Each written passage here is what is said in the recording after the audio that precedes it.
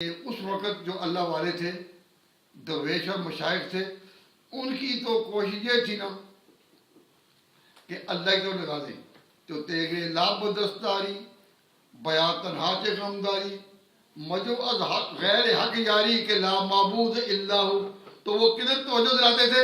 اللہ کی طرف۔ اور آج کل بھی بہت سے بزرگ ہیں، لیکن فرق یہ کہ آج کل زیادہ بزرگ ہیں جو توجہ دلاتے ہیں اپنی طرف، اپنی طرف۔ وہ بزرگ جو تھے صحیح، وہ توجہ دلاتے تھے اس کی طرف۔ تو اس پر توجہ فرمائیں کہ یہ آیت اور یہ سبق جو میں آپ کے سامنے پیش کر رہا ہوں، یہ کس صورت میں ہے؟ بھائی کوئی یاد رکھے نا، یہ سورہ ہود میں۔ اور سورہ ہود کے بارے میں ایک بات ہر وقت ذہن میں رہے، حضور اکرم صلی اللہ علیہ وسلم فرماتے ہیں کہ شیبتنی سورۃ ہود، مجھے سورہ ہود نے بوڑھا کیا ہے۔ انسان جب بڑھاپے میں آتا ہے تو طاقتیں کمزور ہو جاتی ہیں، بڑھاپا غالب نظر آ رہا ہے، تو حضور نے فرمایا کہ مجھے اس سورت نے بوڑھا کر دیا۔ آپ ذرا اندازہ کریں اس سورت میں کون سا وہ پیغام انقلاب ہوگا کہ جس کی وجہ سے حضور کہتے ہیں کہ اسے مجھے بوڑھا کر دیا۔ اور حضرت صلی اللہ علیہ وسلم کے بالوں میں سفیدی اتری تب جب سورۃ ہود اتری۔ آپ کی صحت بہت اچھی اور بال سارے سیاہ، تو جب پہلی دفعہ حضرت صلی اللہ علیہ وسلم کے داڑھی مبارک میں کوئی سفیدی کی لہر نظر آنے لگی، تو یہ کب؟ جب سورہ ہود اتری۔ تو اس کا ترجمہ ایک تو یہ ہے کہ مجھے سورہ ہود سے بوڑھا کر دیا، اور ایک اس کا ترجمہ یہ ہے کہ سورہ ہود سے مجھ پر سفیدی اترنی شروع ہوئی ہے بالوں میں۔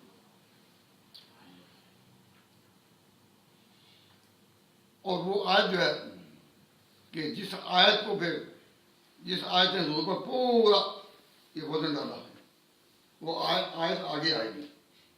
ابھی حضرت نوح علیہ السلام کی رسالت پر آپ غور کریں، فرمایا ہم نے بھیجا نوح علیہ السلام کو ان کی قوم کی طرف، انی لکم نذیر مبین، کہ میں تم کو سناتا ہوں ڈر کی بات، ڈر کی بات منزل آنے والی ہے اس کے بارے میں ڈراتا ہوں۔ اللہ تعبدو، تم نہ عبادت کرو کسی کی الا اللہ، مگر ایک اللہ کی۔ تو میں نے جمعہ کے خطبہ میں بھی یہ بات کہی تھی کہ عبادت کوئی کہیں نہیں سوائے اللہ کے۔ تو عبادت کی قسمیں کتنی ہیں؟ 3۔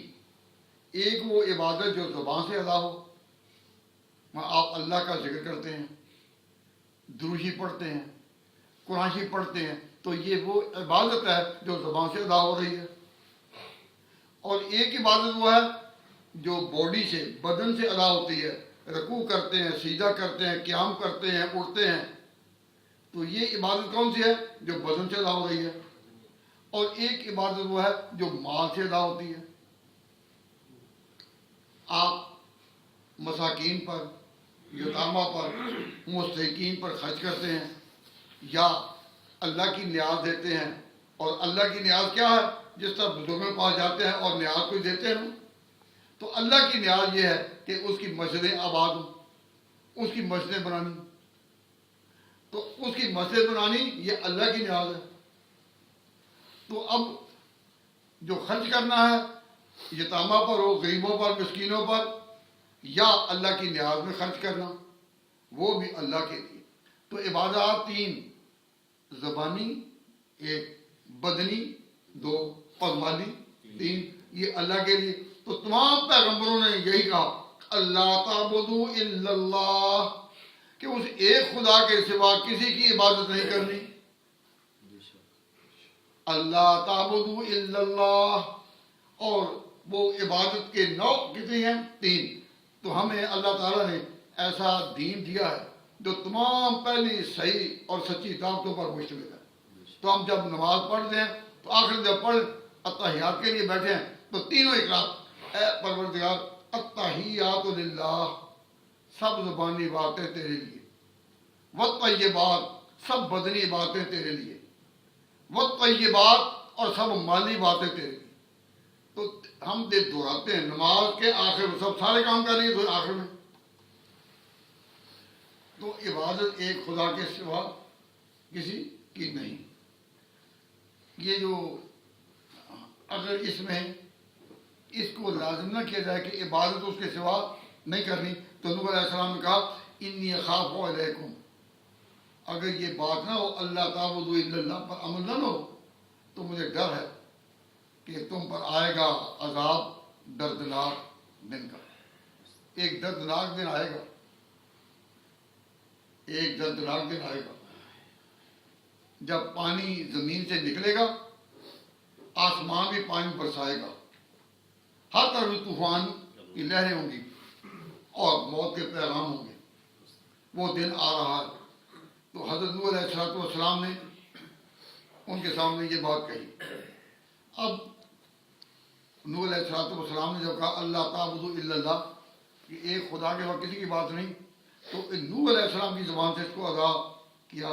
اس سے ایک سبق کا پتہ چلا، اب جتنے بھی رسول آئیں گے یا پیغمبر آئیں گے یا خدا کی آواز دینے والے جتنے بات آئیں گے نا، ان کا مشترکہ کارنامہ، مشترکہ جس پر سب اکٹھے ہوں۔ سب پیغمبروں کی شریعتوں میں پیغام اپنے اپنے علیحدہ علیحدہ، لیکن اس پر سب پیغمبروں کا اتفاق کس پر؟ اللہ تعبدوا الا اللہ۔ یہ تمام رسالتوں اور تمام نبوتوں کا مشترکہ کارنامہ ہے، اللہ تعبدوا الا اللہ، اور وہ کلمے کا جز۔ اب لا الہ الا اللہ ہمیشہ رہا، کبھی آ گیا موسیٰ کلیم اللہ، کبھی آ گیا عیسیٰ روح اللہ، کبھی ہو گیا ابراہیم خلیل اللہ، لیکن لا الہ الا اللہ وہی ہے، ایک ہی۔ تو یہ ایک تمام پیغمبروں کا مشترکہ کارنامہ کہ اس کے نام کی انہوں نے آواز لگائی کہ اس کے سوا عبادت کسی اور کی نہیں کرنی۔ جب حضرت نوح علیہ السلام نے یہ پیغام دیا تو ان کے مقابلے میں کون لوگ آئے؟ ان کے مقابلے میں کون لوگ آئے؟ یہ غریب مسکین نادار نہیں، بلکہ جب بھی کبھی حق کی آواز اٹھی تو اس کے مقابلے میں لوگ جو کھڑے ہوتے ہیں وہ کون ہوتے ہیں؟ چودھری،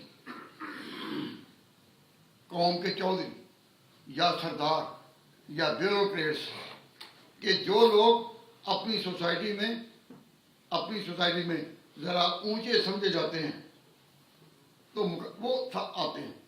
جو غریب مسکین درمیانی کی مڈل کلاس لوگ ہیں وہ ذرا پیچھے رہتے ہیں، وہ پھر بھی کوئی سوچتے ہیں یا ڈرتے ہیں کہ بات کہیں یا نہ کہیں، لیکن سب سے آگے کون آتے ہیں؟ مالدار لوگ۔ تو فرمایا فقال الملأ الذین کفروا، پھر بولے سردار، پھر بولے سردار۔ تو سردار کا معنی ہے جو چودھری سے، کیونکہ بھائی کئی لوگ بالکل سمجھ رہی بات تو حیران ہو کے پوچھتے ہیں کہ آپ نے جگہ بولے سردار، کیا سکھ وہ سب نہیں ہوتے تھے؟ سکھ اس وقت بھی ہوتے تھے، کیوں کوئی سردار تو ان کو کہتے ہیں نا بھائی، سردار وہ بن گئے اس معنی میں کہ اپنے آپ کو کہنے لگے ہم چودھری ہیں، بڑے ہیں۔ تو یہ سوسائٹی میں جو لوگ اونچے سمجھے جاتے ہیں ان کو ہم اپنی زبان میں کہہ دیتے ہیں چودھری، اور قانونی زبان میں ان کو کہتے تھے نمبردار، اور پھر سکھوں کی اصطلاح میں کہنے لگے سردار۔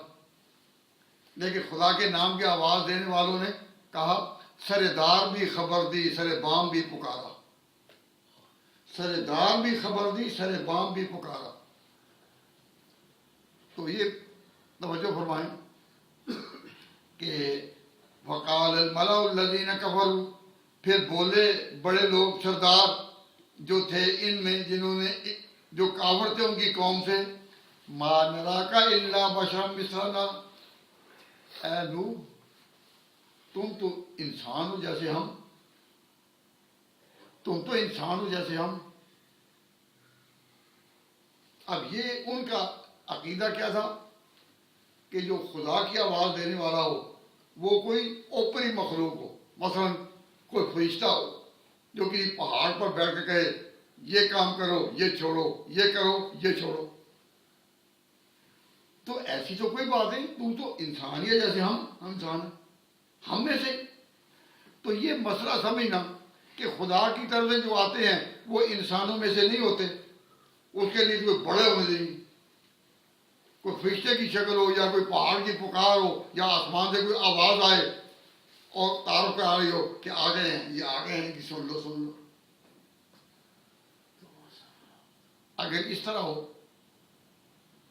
اس طرح کوئی آواز آئے تو اس آواز کا انکار کوئی ممکن ہوگا؟ جب ایک اوپر سے آواز آ رہی ہو، کڑک آواز، یا پہاڑ سے اوپر کوئی ایسا وجود محیر العقول وہ بول رہا ہو، تو پھر کوئی شخص بھی نافرمانی پر رہے گا؟ کیا اندازہ؟ نہیں. پھر تو سب گھر بار چھوڑ کر آواز آ گئی، آواز آ گئی. تو اس دنیا کو کیا کہتے ہیں؟ اس کہتے ہیں انسان کو مجبور کر دیا گیا کہ خدا کو مانے. لیکن اللہ کی حکمت یہ رہی ہے کہ انسانوں کو مجبور نہ کر دیا جائے، اس طرح خدا کا پیغام آئے کہ جو آئے پھر وہ دل سے آئے، وہ جو آئے وہ سمجھ کر آئے، جو آئے سوچ کر آئے. اس کو کہتے ہیں نظام فطرت. اب اگر پہاڑوں سے آوازیں آ رہی ہوں، آسمان سے پکاریں آ رہی ہوں، تو وہ فطرت کی آواز ہوگی کہ انسان مجبور ہوگا؟ مجبور. تو اللہ کی حکمت یہ ہے کہ وہ اپنی بات انسان کو اس طرح نہیں پہنچاتا کہ وہ مجبور ہو جائے، کیونکہ مجبور کر کے منانا ہے تو ماننے والے تو پہلے ہی وہاں سے فرشتے جو ہیں وہ خدا کو ماننے والے ہیں نا. تو اگر مجبور کر کے کسی کو منانا ہے تو مجبور درجے میں ماننے والے تو وہاں بہت تھے. تو انسان کو جو پیدا کیا گیا تو انسان اپنی سوچ سے، اپنے شعور سے، اپنے دل کی آواز سے، اندر کی پکار سے خدا کی طرف ہو. اب